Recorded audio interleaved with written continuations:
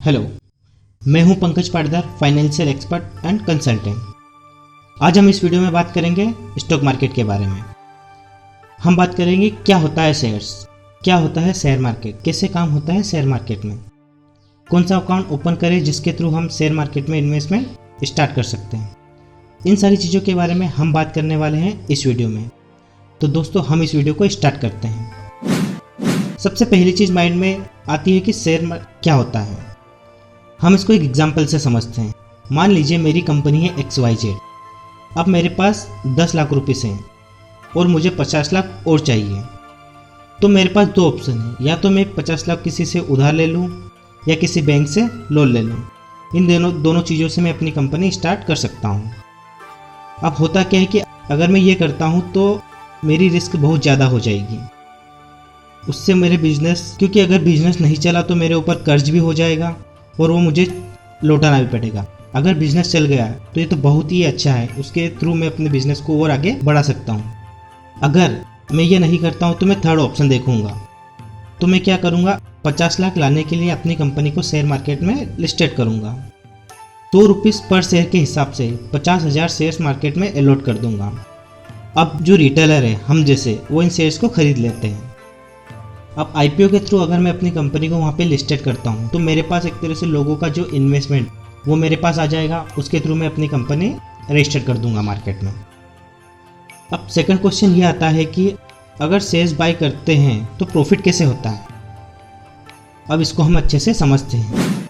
अगर मेरी कंपनी जितना प्रॉफिट कमाती है, उस प्रॉफिट का हम जितने शेयर्स बाय करते हैं उसके हिसाब से हमें प्रॉफिट मिलता है।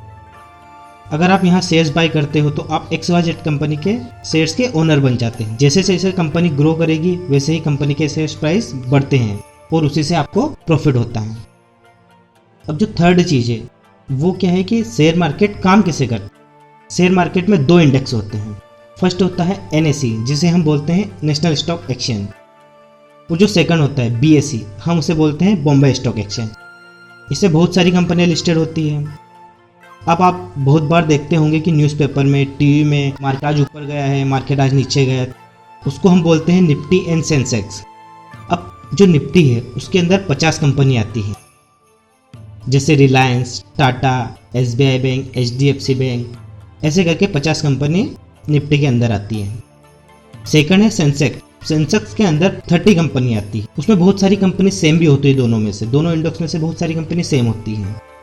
इन सारी कंपनी जो शेयर मार्केट में लिस्टेड होती है, हम उसको बाय और सेल करते हैं। उसी के थ्रू हमें प्रॉफिट होता है और बहुत बार लॉस भी होता है। अब थर्ड चीज़ ये आती है कि किस अकाउंट के थ्रू हम शेयर मार्केट में शेयर्स बाय कर सकते हैं।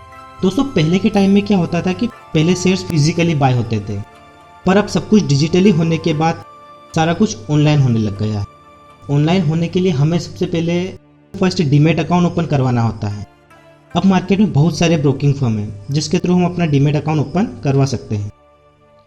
अब डीमैट अकाउंट ओपन करवाने के लिए आपको 3 चीज़ें चाहिए। अब फर्स्ट जो है वो आपका सेविंग बैंक अकाउंट होना चाहिए, जिसमें आपका बैंक में खाता होना चाहिए। और सेकंड है आपके पास पैन कार्ड होना चाहिए। और थर्ड है वो आपके पास आधार कार्ड होना चाहिए।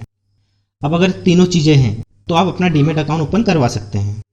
अगर आप डीमैट अकाउंट ओपन करवाना चाहते हो तो आपके नीचे डिस्क्रिप्शन में अपस्टॉक डीमैट अकाउंट की लिंक दे रखी है, उसके थ्रू आप अपना डीमैट अकाउंट ओपन करवा सकते हैं। इसमें आपको ये बेनिफिट हो जाता है कि यहाँ कोई चार्ज नहीं देना पड़ेगा और फ्री में आपका डीमैट अकाउंट ओपन हो जाएगा। और सबसे बड़ी बात ये है कि यहाँ पे आपका ब्रोकरेज बहुत कम लगेगा। अब मान लीजिए अगर आप डिलीवरी में काम करते हो, अगर लॉन्ग टर्म रखते हो तो यहाँ पे आपको कोई चार्ज नहीं देना पड़ेगा, मतलब 0 ब्रोकरेज पे आपका काम हो जाएगा। तो आप एक बार नीचे डिस्क्रिप्शन में लिंक देख लीजिए, उसके थ्रू अपना डीमैट अकाउंट ओपन करवा सकते हैं।